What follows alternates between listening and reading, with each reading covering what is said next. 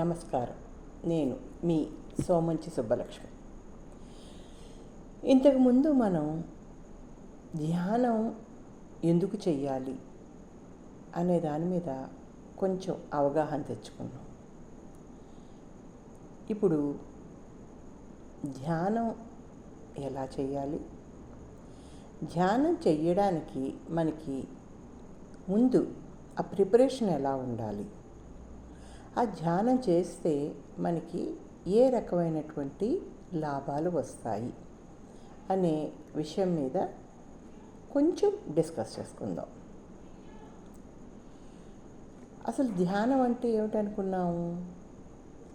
ఆలోచన రహిత స్థితి రావడం, భావాతీత స్థితి రావడం, ఆ పరమాత్మలోకి ఐక్యం అవ్వడానికి మనం సంసిద్ధం అవ్వడం.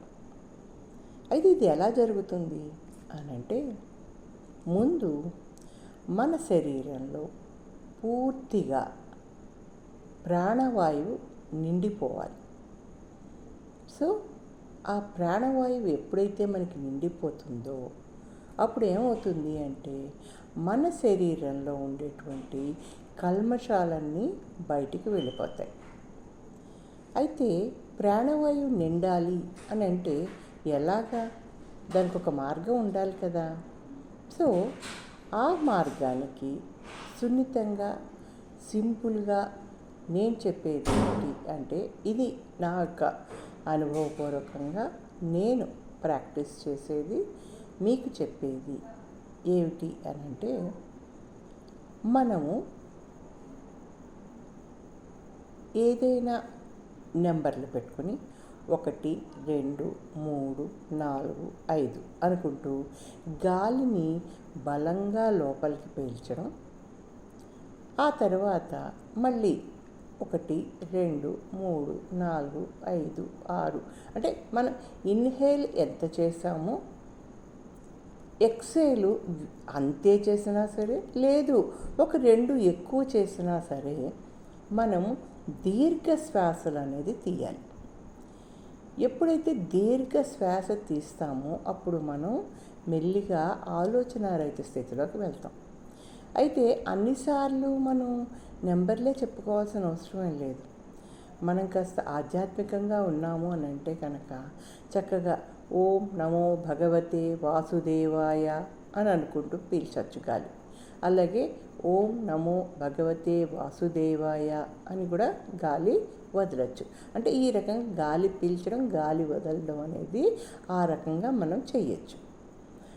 ఇది కాకుండా ఇంకొక రకంగా కూడా చేయొచ్చు. ఎలాగా? దీన్ని బాక్స్ బ్రీతింగ్ అంటారు. ఈ బాక్స్ బ్రీతింగ్ అంటే ఏంటి? మన చతురస్రాకారం ఉంటుంది కదా. సో ఒక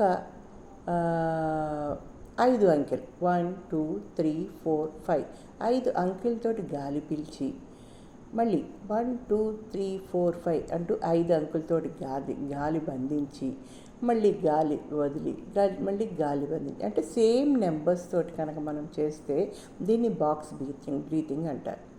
ఎప్పుడైతే మనం గాలి పీల్చి గాలి బంధిస్తామో అప్పుడు దాన్ని అంతఃకుంభకం అంటారు. అలాగే గాలి వదిలి మళ్ళీ గాలి బంధిస్తాము, దాన్ని బాహ్య కుంభకం అంటారు. అంటే ఈ అంతర్కుంభకం బాహ్య కుంభకం చేసినప్పుడు మనకి శరీరంలో చాలా రకమైన ఉత్తేజకాలు జరిగి మనలో రోగనిరోధక శక్తి అనేది పెరుగుతుంది. దీన్నే మనం లలితా సహస్రనామంతో కూడా అనుసంధానం చేసుకోవచ్చు. శ్రీమాత శ్రీమహారాజ్ఞి శ్రీమత్ సింహాసనేశ్వరి అంటూ గాలి పీల్చి ఆ తర్వాత గాలి బంధించి ఆ తర్వాత గాలి వదిలి ఆ తర్వాత మళ్ళీ గాలి బంధిస్తే, అంటే ఈ రకంగా కూడా మనం ఏంటయ్యా అంటే మనం బాక్స్ బ్రీతింగ్ చేసుకోవచ్చు. అంటే ఒక్కొక్క స్టాంజాకి ఒకటి.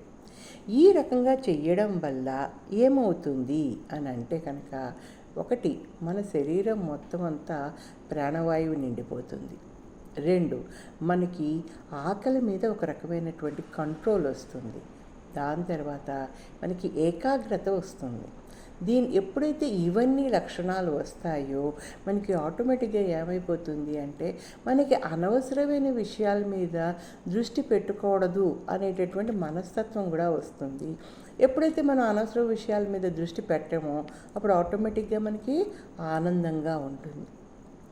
బ్రెయిన్కి ఏమీ మనకి డిస్టర్బెన్స్ ఉండదు. అప్పుడు ఆటోమేటిక్గా మనకి ఏమవుతాయి, బీపీలు, షుగర్లు ఏమైనా ఉన్నాయనుకోండి, అవన్నీ కంట్రోల్ అయిపోతాయి. అంటే మనం ఏం చేస్తున్నాము అని అంటే, మనం రెగ్యులర్గా ఏదైతే గాలి పీలుస్తున్నామో, గాలి వదులుతున్నామో, దాన్ని మనం ఒక సిస్టమాటిక్ వేలో పెట్టుకుంటున్నాం అన్నమాట. మీరు అది లలిత సహస్రనామంతో పెట్టుకున్నారనుకోండి, 20 నిమిషాలు చేయొచ్చు. లేదు మాకు ఆ దేవుడు, భక్తి అలాంటి కాన్సెప్ట్స్ మీద నమ్మకం లేదు, లేకపోతే మేము ఆ రకంగా ఉండము అని అనుకున్నారనుకోండి, చక్కగా నెంబర్లు బేస్ చేసుకుని ఉండండి. దీనికి మతంతో సంబంధం లేదు, దేనితో సంబంధం లేదు. మన శరీరము, మన గాలి, మనం దీన్ని ఎలా వాడుకుంటే అంత ఎక్కువ ఆరోగ్యకరంగా మనం ఉండగలుగుతాం. ధన్యవాదాలు.